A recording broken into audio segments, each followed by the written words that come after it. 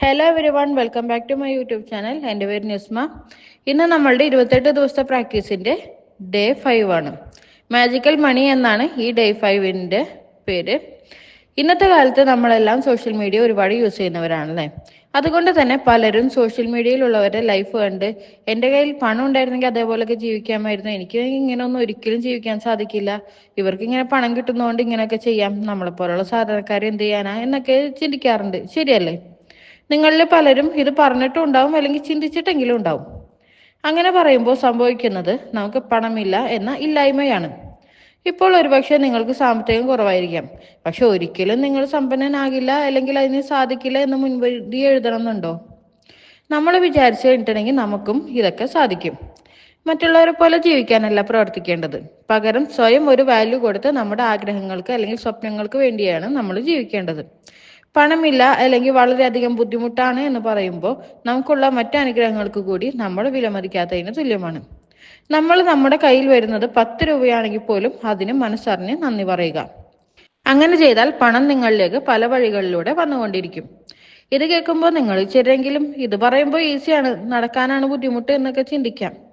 ഇങ്ങനെയുള്ള അബദ്ധ ചിന്തകൾ ഒഴിവാക്കാനായിട്ട് പ്രാക്ടീസിന് മുന്നായിട്ട് ഞാൻ എല്ലാവരോടും ചില ക്വസ്റ്റ്യൻസ് ചോദിക്കാം. അതിനുള്ള ആൻസേഴ്സ് എവിടെയെങ്കിലും നോട്ട് ചെയ്ത് വെക്കുക. നിങ്ങൾക്ക് കഴിക്കാൻ ഫുഡ് കിട്ടുന്നുണ്ടോ? അതേപോലെ തന്നെ നിങ്ങൾക്ക് താമസിക്കാനായിട്ട് ഒരു വീട് അല്ലെങ്കിൽ ഒരു മുറിയെങ്കിലും നിങ്ങൾക്കുണ്ടോ? നിങ്ങൾക്ക് വിദ്യാഭ്യാസം ലഭിച്ചിട്ടുണ്ടോ? നിങ്ങൾ എങ്ങനെയാണ് സ്കൂളിലൊക്കെ പോയിരുന്നത്?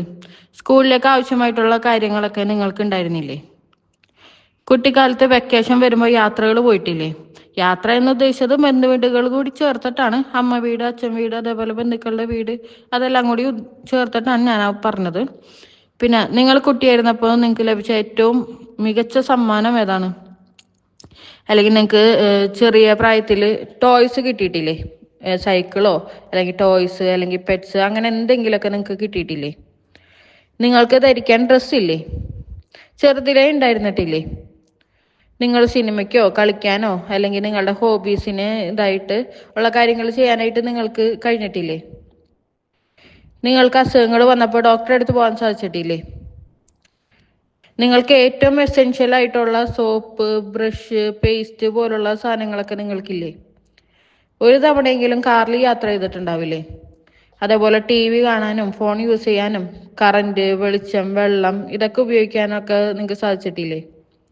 ഇതിൽ ഭൂരിഭാഗം ക്വസ്റ്റ്യൻസിന് അല്ലെങ്കിൽ എല്ലാ ക്വസ്റ്റ്യൻസിനും ഉണ്ട് എന്നാണ് ഉത്തരം എന്നുണ്ടെങ്കിൽ ഇതെല്ലാം കാശെലവുള്ള കാര്യങ്ങളല്ലേ. എന്നിട്ടും നിങ്ങൾക്ക് ഇതൊക്കെ ലഭിച്ചിട്ടില്ലേ? അതുകൊണ്ട് ഓരോ ചെറിയ കാര്യങ്ങൾക്കും നമുക്ക് നന്ദി പറയുക എന്നുള്ളതാണ് ഏറ്റവും വലിയ ഇമ്പോർട്ടൻ്റ് ആയിട്ടുള്ള കാര്യം. ഇതെല്ലാം നമുക്ക് മറ്റുള്ളവരായിട്ട് ചെയ്തു തന്നതുണ്ടാവും, അല്ലെങ്കിൽ നമ്മളുടെ പാരൻസ് ചെയ്തു തന്നതുണ്ടാവും, അല്ലെങ്കിൽ നമ്മളുടെ എന്തെങ്കിലും ചെറിയ സേവിങ്സ് കൊണ്ട് ചെയ്തതുണ്ടാവും. ശരിയല്ലേ? ഇതെല്ലാം പണത്തിന്റെ ഇതുകൊണ്ട് നടക്കുന്ന കാര്യങ്ങളാണ്. ഇതെല്ലാം നിങ്ങൾക്ക് പാസ്റ്റിൽ കഴിഞ്ഞിട്ടുണ്ടെന്നുണ്ടെങ്കിൽ ഇനിയും നിങ്ങൾക്ക് നടക്കും. അതിന് നിങ്ങൾ ചെയ്യേണ്ട ഏറ്റവും വലിയ കാര്യം എന്ന് പറഞ്ഞിട്ടുണ്ടെങ്കിൽ നിങ്ങൾ ഓരോ ചെറിയ കാര്യങ്ങൾക്കും നിങ്ങൾ നന്ദിയുള്ളവരായിരിക്കുക എന്നുള്ളതാണ്. അങ്ങനെ നന്ദി പറയാൻ തുടങ്ങിക്കഴിഞ്ഞിട്ടുണ്ടെങ്കിൽ യൂണിവേഴ്സ് ഇനിയും നന്ദി പറയാനുള്ള കൂടുതൽ കൂടുതൽ അവസരങ്ങൾ നിങ്ങൾക്ക് ഒരുക്കി തന്നുകൊണ്ടിരിക്കും. അപ്പോൾ ഡേ 5 പ്രാക്ടീസസ് എങ്ങനെ ചെയ്യണം എന്നുള്ളത് നമുക്ക് നോക്കാം. ഡേ 1 തുടങ്ങിയിട്ട് 3 വരെയുള്ള പ്രാക്ടീസസ് റിപ്പീറ്റ് ആയിട്ട് ഡെയിലി ചെയ്തുകൊണ്ടിരിക്കണം. അതേപോലെ ഇന്നത്തെ പ്രാക്ടീസ് എന്താണെന്ന് വെച്ചിട്ടുണ്ടെങ്കിൽ നിങ്ങൾ ആദ്യം ഒരിടത്ത് പോയിട്ട് സ്വസ്ഥമായിട്ട് ഇരുന്നു കൊണ്ട് നിങ്ങൾക്ക് ഇതുവരെ, അതായത് ഈ കഴിഞ്ഞ നിമിഷം വരെ നിങ്ങൾക്ക് ലഭിച്ചിട്ടുള്ള കാര്യങ്ങൾ, അതായത് മെയിനായിട്ട് നിങ്ങൾ ചിന്തിക്കേണ്ടത് ഈ പണം കൊണ്ട് സാധിച്ചിട്ടുള്ള കാര്യങ്ങളായിരിക്കണം. അത് കാമായിട്ടിരുന്ന് ചിന്തിക്കുക.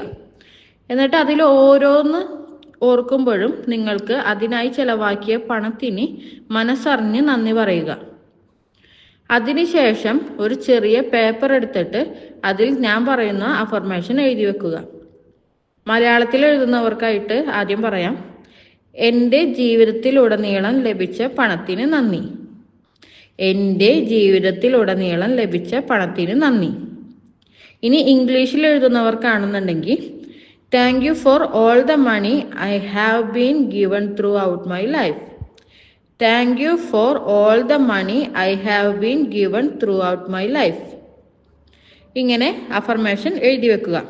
എന്നിട്ട് അത് നിങ്ങൾക്ക് സാധിക്കുമ്പോഴൊക്കെ എടുത്തു വായിക്കുക. മിനിമം രാവിലെ ഉച്ചയ്ക്ക് രാത്രി അങ്ങനെ 3 നേരമെങ്കിലും വായിക്കാനായിട്ട് ശ്രമിക്കണം. അത് വായിക്കുന്നതിൻ്റെ ഒപ്പം ഗ്രാറ്റിറ്റ്യൂഡ് കൂടി ഫീൽ ചെയ്യാനായിട്ട് നിങ്ങൾ മറക്കരുത്. പിന്നെ അത് മനസ്സറിഞ്ഞ് വേണം ചെയ്യാനായിട്ട്. അതിനുശേഷം ഈ അഫർമേഷൻ എഴുതിയ പേപ്പർ നിങ്ങൾ എപ്പോഴും കാണുന്നിടത്ത് കൊണ്ടുപോയി വെക്കുക. അത് പേഴ്സിലാവാം, അല്ലെങ്കിൽ നിങ്ങൾ ഇരിക്കുന്ന സ്ഥലത്താവാം, കിടക്കുന്ന സ്ഥലത്താവാം. നിങ്ങൾ എവിടെയാണോ ഏറ്റവും കൂടുതൽ സ്പെൻഡ് ചെയ്യുന്നത് അവിടെ എപ്പോഴും കാണുന്ന സ്ഥലത്ത് നിങ്ങൾ ആ പേപ്പർ വെക്കുക.